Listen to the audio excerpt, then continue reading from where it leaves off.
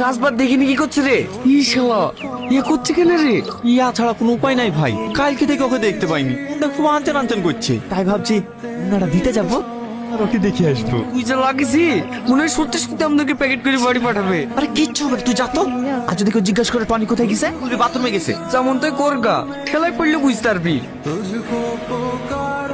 বাড়িতে কেউ আছেন? কি ব্যাপার, আজকে আবার কার কি হলো? না না, কারো কিছু হয়নি, আসলে এই ওড়নাটা আরে এটা তো আমার ওড়না, তুমি কোথায় পেলে? ওখানে পড়েছিল তো, তাই ভাবলাম দিয়ে আসি। ও থ্যাংক ইউ। আমার নাম টনি। এবার তোমার নামটা বলো। কেন?